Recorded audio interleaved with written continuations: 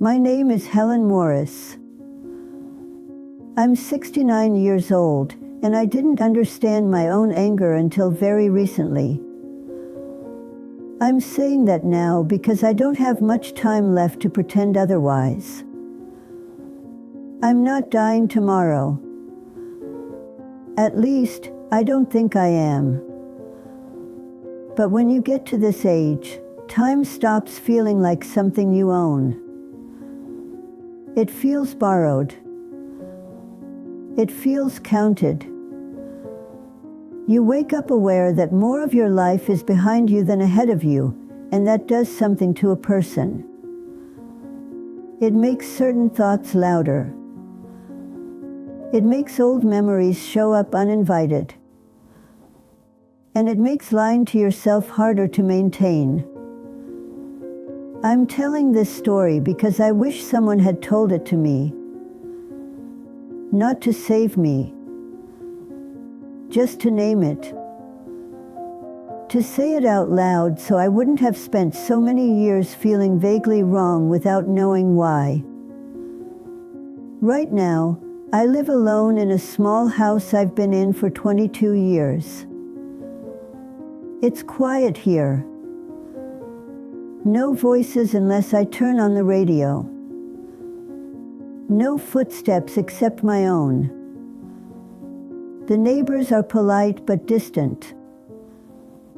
Everyone my age seems to be shrinking their lives in one way or another. I spend a lot of time sitting at the kitchen table in the mornings. I drink coffee slowly now. I don't rush the way I used to. There's nowhere I have to be early. Sometimes I don't think much at all. And sometimes, lately, I think about my anger. Not the obvious kind. Not yelling or throwing things or slamming doors. I was never that kind of person. People would have told you I was calm. Reasonable. Dependable. I was the one who kept things together. The one who didn't lose control. That was the story, anyway. When I was younger, I thought anger was dangerous. I thought it was something you either had or didn't have, and if you had it, it meant you were unstable. I grew up in a house where anger filled rooms. My father had a temper that could turn the air sharp. My mother learned how to go quiet around it. So did I. I learned early that anger was something that ruined things. It ruined dinners. It ruined weekends. It ruined whatever sense of safety you thought you had. So I decided, without ever saying it out loud, that I would not be that kind of person. I became very good at not being angry. Or so I thought. In my 20s, I worked as a receptionist at a small insurance office. Nothing glamorous. Just phones, files, typing letters. I was good at it. I liked being useful. I liked being needed. I liked knowing what was expected of me and meeting that expectation. When coworkers complained about their workloads, I picked up the slack. When a supervisor snapped, I let it slide. I told myself it wasn't worth reacting. I told myself it was professional. Mature. At home, I did the same. I married young. Tom was kind in his way. He wasn't cruel. He wasn't loud. But he had a habit of disappearing emotionally when things got uncomfortable. If I tried to bring something up, he'd go quiet, or change the subject, or say he was tired. So I learned to stop bringing things up. I told myself that was a compromise. That was marriage. I didn't realize I was swallowing anger. I didn't even have language for that. I thought anger only existed if it came out. If it stayed inside, if it stayed silent, it didn't count. Years passed like that. We had 2 children. I went back to work part-time when they were in school. I packed lunches. I signed permission slips. I showed up to school events and smiled politely at other parents. I did everything that was asked of me. I rarely said no. On the surface, my life looked fine. Good, even. No major disasters. No big scandals. Just a steady, respectable existence. People told me I was lucky. I believed them. But there were small moments that didn't sit right. Moments I brushed off. Like standing in the kitchen late at night, washing dishes alone while Tom watched television in the other room, feeling something tight in my chest that I couldn't quite name. Or sitting in my car after work some days, hands on the steering wheel, not ready to go inside yet, not sure why. Or snapping at the kids over something minor and then feeling ashamed, confused about where that sharpness had come from. I thought I was tired. I thought that was just life. I didn't realize anger doesn't disappear when you ignore it. It just changes shape. As I moved into my 40s, the quiet cost started to show. Not in dramatic ways. In small, accumulative ones. I stopped calling friends back as often. I told myself I was busy. I was, but that wasn't the whole truth. Conversations started to feel heavy. Like, I didn't know how to show up honestly anymore. I stopped suggesting things I wanted to do. Restaurants. Trips. Even movies. It was easier to go along with whatever someone else chose than risk the disappointment of being ignored or dismissed. At work, I was dependable to a fault. I stayed late. I covered shifts. I absorbed stress that wasn't mine. When I was passed over for a promotion I'd quietly hoped for, I told myself it didn't matter. I told myself I didn't want the responsibility anyway. But something in me noticed. Something kept score, even if I pretended not to. Tom and I grew more distant without ever having a clear fight about it. We were polite roommates more than partners. We talked about logistics, bills, schedules, the kids. We didn't talk about how lonely we both were. Sometimes I would feel irritation rise up unexpectedly. Over something small. A comment. A mess left behind. A plan changed without asking me. And I would push it down immediately, afraid of it. Afraid of what it meant. I thought if I let myself feel angry, I would become my father. I thought anger was a switch you flipped once and couldn't turn off. So I kept choosing silence. Again and again. The thing about silence is that it doesn't keep you safe. It just keeps you small. The turning point didn't come with shouting or confrontation. It came quietly, the way most real things do. Tom got sick when we were both in our late 50s. It wasn't sudden. It was slow. A diagnosis that changed over time. Treatments. Fatigue. A gradual narrowing of our world. I became his caregiver without much discussion. Of course I did.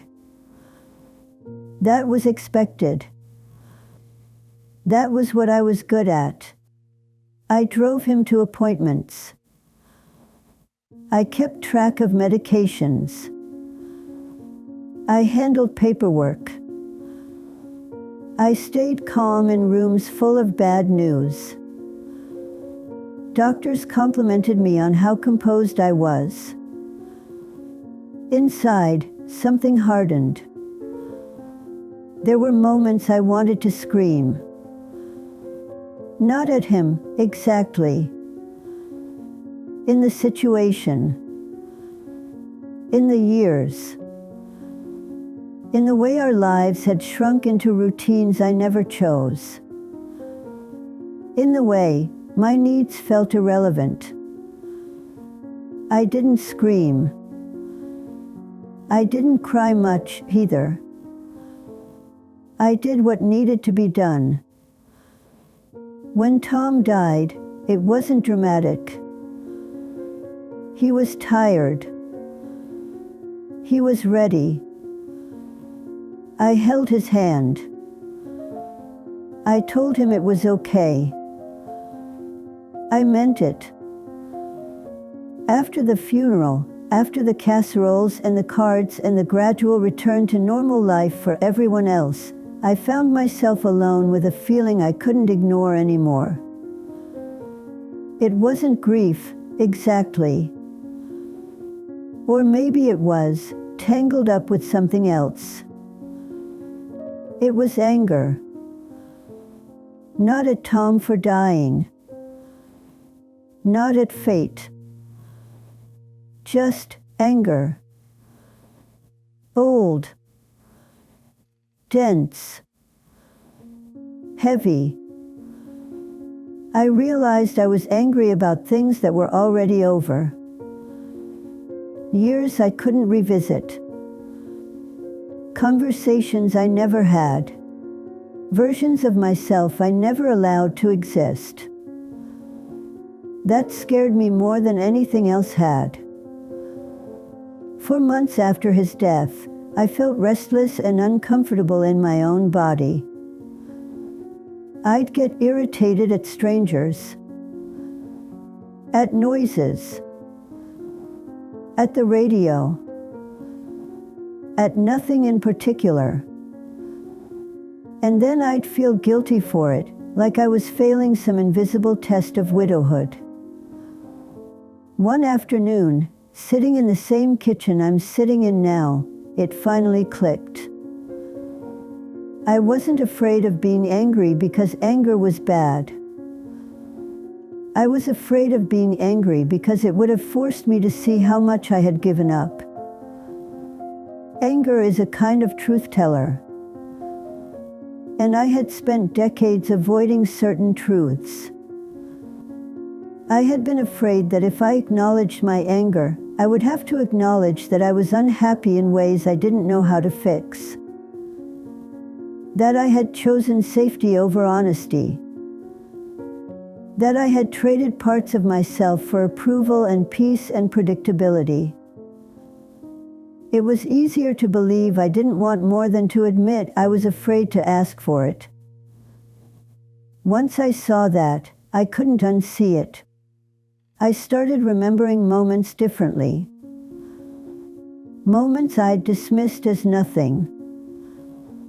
The time I wanted to go back to school, but decided it was impractical. The time I wanted to move closer to my sister, but stayed put because it would inconvenience everyone. The countless small times I said, "It's fine," when it wasn't. None of those decisions was foolish. They made sense at the time. They were reasonable. They were responsible. But they weren't neutral. They added up. What can't be fixed now is the time. I can't go back and be braver at 35. I can't ask Tom questions I never asked. I can't show my children a version of me that didn't exist yet. Some relationships faded because I didn't fight for them. Not because I didn't care, but because I didn't want to risk conflict. Some parts of me atrophied from disuse. Opinions, desires, even preferences. That loss doesn't announce itself loudly. It just sits with you when things get quiet. If you're listening to this and you're younger than I am, I don't want to tell you what to do. I don't trust advice that sounds certain. But I want to tell you what I wish I'd understood. Anger isn't always a threat. Sometimes it's a signal. Sometimes it's the part of you that knows something matters. You don't have to act on every angry feeling. You don't have to explode or confront or burn bridges. But you do have to listen. Silencing yourself doesn't make you kind. It just makes you disappear slowly. I thought I was choosing peace. I was choosing avoidance. Now, at 69, my anger doesn't scare me the way it used to. It doesn't feel wild or dangerous. It feels tired. It's been waiting a long time to be acknowledged. I sit with it sometimes. I let it be there. I don't judge it. I don't try to turn it into something productive or meaningful. I just let it exist. That's something I didn't know I was allowed to do. My life isn't a tragedy. I had love. I had purpose. I had good years. I don't want to rewrite my story as a warning tale. But I do want to be honest about its shape. I'm not trying to be remembered for this. I don't expect this story to change anything. I'm just telling it because it's true, and because saying it out loud feels like a small kind of integrity I owe myself now. If this meant something to you, if it stirred something quiet and uncomfortable, you don't have to respond. You don't have to do anything at all. Just notice it. That's enough. I don't know how much time I have left. None of us do, really, but the margin is thinner now. I wake up each day aware of that, and I try to live inside it honestly. I still get angry sometimes. I still get scared of it, too. But I don't run from it anymore. That's a late understanding. But it's mine. And for now, that's enough.